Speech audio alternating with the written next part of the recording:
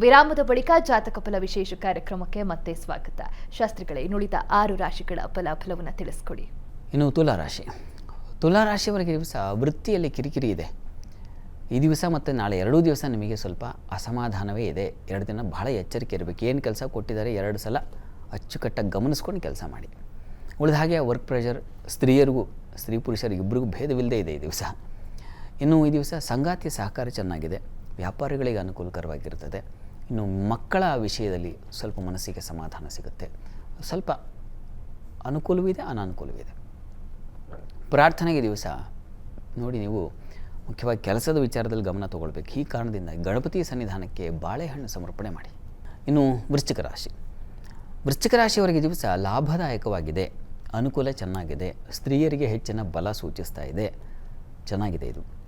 ಮತ್ತು ಈ ದಿವಸ ನಿಮ್ಮ ಬಂಧುಗಳ ಸಹಕಾರ, ಮಿತ್ರರ ಸಹಾಯ ಇದೆಲ್ಲ ತುಂಬ ಚೆನ್ನಾಗಿದೆ. ತಂದೆಯಲ್ಲಿ ವಿರೋಧ, ತಂದೆ ಮಕ್ಕಳು ಸ್ವಲ್ಪ ವಿರೋಧದ ಲಕ್ಷಣ ಸೂಚಿಸ್ತಾ ಇದೆ. ಈಶ್ವರನ ಪ್ರಾರ್ಥನೆ, ಈಶ್ವರನ ಸನ್ನಿಧಾನದಲ್ಲಿ ಆ ಕೋಪ ಅನ್ನುವಂಥ ಯಾವುದಿದೆ ಅದನ್ನು ತೆಗೆದುಹಾಕು, ಸಮಾಧಾನ ಕೊಡುವಂಥ ಪ್ರಾರ್ಥನೆ ಮಾಡಿ. ಇನ್ನು ಧನುರಾಶಿಯವರಿಗೆ ದಿವಸ ವೃತ್ತಿಯಲ್ಲಿ ನಿಮಗೆ ಬುದ್ಧಿಬಲ ತುಂಬ ಚೆನ್ನಾಗಿದೆ, ಹೆಚ್ಚಿನ ಅನುಕೂಲ, ಕಾರ್ಯಸಿದ್ಧಿ, ಅನುಕೂಲಗಳಾಗೋದು ಇದೆಲ್ಲ ತುಂಬ ಚೆನ್ನಾಗಿದೆ. ಆದರೆ ಅಮ್ಮನವ್ರ ಸನ್ನಿಧಾನಕ್ಕೆ ಅಕ್ಕಿ ಸಮರ್ಪಣೆ ಮಾಡಿ, ಇನ್ನೂ ಹೆಚ್ಚಿನ ಅನುಕೂಲ ಉಂಟಾಗುತ್ತೆ.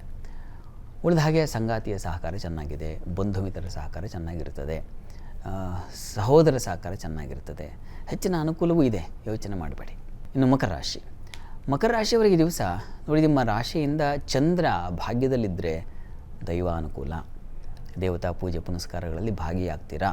ಕಾಮದಹನ ದಿವಸ ಈಶ್ವರ ಸನ್ನಿಧಾನಕ್ಕೆ ಹೋಗಿ ಬನ್ನಿ, ಅದು ತುಂಬ ಸಹಾಯವಾಗುತ್ತೆ.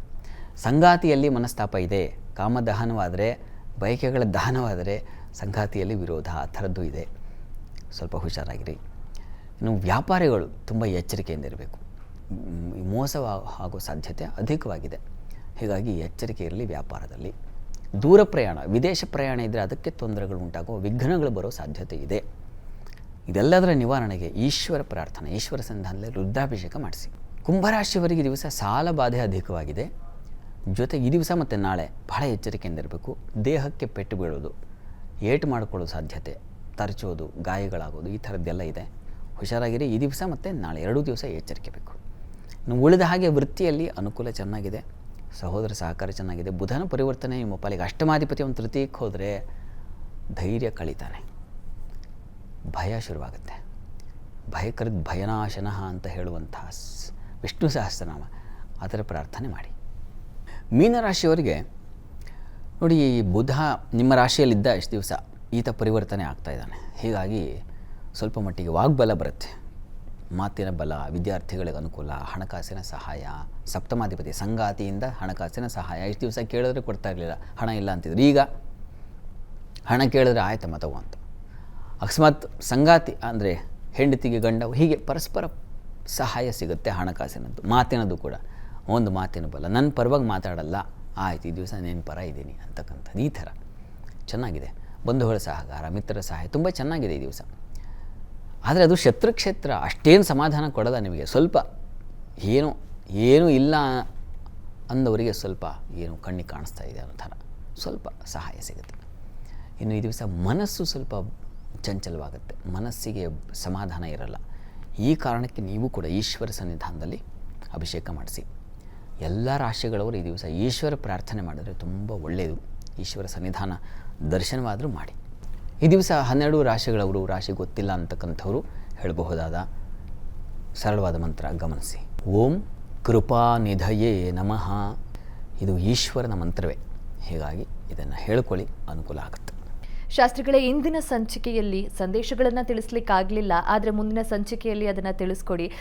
ಆದರೆ ಹೋಳಿ ಹಬ್ಬದ ವಿಶೇಷತೆ, ಪಂಚಾಂಗದ ವಿಶೇಷತೆ ಜೊತೆಗೆ 12 ರಾಶಿಗಳ ಮೇಲೆ ಬುಧನ ಒಂದು ಪರಿವರ್ತನೆಯಾಗಿ ಯಾವ ರೀತಿ ಲಾಭ ಇದೆ, ಯಾವ ರೀತಿ ತೊಡಕುಗಳಿದೆ, ಆ ತೊಡಕುಗಳಿಗೆ ಪರಿಹಾರವನ್ನು ಕೂಡ ತಿಳಿಸ್ಕೊಟ್ರಿ. ಧನ್ಯವಾದ ಶಾಸ್ತ್ರಿಗಳೇ. ಸರ್ವೇ ಜನಾಃ ಸುಖಿನೋ ಭವಂತು, ಸಮಸ್ತ ಸನ್ಮಂಗಳಾನಿ ಭವಂತು. ಎಲ್ಲರಿಗೂ ಶುಭವಾಗಲಿ. ನೋಡಿದ್ರಲ್ಲ ವೀಕ್ಷಕರೇ, ಹೋಳಿ ಹಬ್ಬದ ವಿಶೇಷತೆ, 12 ರಾಶಿಗಳ ಮೇಲೆ ಫಲಾಫಲ, ಹಾಗೆ ಬುಧನ ಪ್ರಭಾವ ಹೇಗಿದೆ ಅನ್ನೋದನ್ನ ಶಾಸ್ತ್ರಿಗಳು ತಿಳಿಸ್ಕೊಟ್ರು. ಜೊತೆಗೆ ಸಂದೇಶಗಳಿಗೆ ಇಂದಿನ ಒಂದು ಸಂಚಿಕೆಯಲ್ಲಿ ಉತ್ತರವನ್ನ ನೀಡಲಿಕ್ಕಾಗಿಲ್ಲ. ಬಟ್ ವೀಕ್ಷಕರು ಯಾರ್ಯಾರು ಸಂದೇಶಗಳಿಗೆ ಉತ್ತರವನ್ನ ನೀಡ್ತಾರೆ ಅಂತ ಕಾಯ್ತಾ ಇದ್ರಿ. ಖಂಡಿತವಾಗಿಯೂ ನಾಳಿನ ಸಂಚಿಕೆಯಲ್ಲಿ ನಿಮ್ಮ ಸಂದೇಶಗಳಿಗೆ ಉತ್ತರ ಸಿಗ್ತಾ ಹೋಗುತ್ತೆ. ಇದಾಗಿತ್ತು ಈ ದಿನದ ಜಾತಕ ಫಲ ವಿಶೇಷ. ನೇರ, ದಿಟ್ಟ, ನಿರಂತರ ಸುದ್ದಿಗಾಗಿ ನೋಡ್ತಾ ಇರಿ ಏಷ್ಯಾನೆಟ್ ಸುವರ್ಣ ನ್ಯೂಸ್.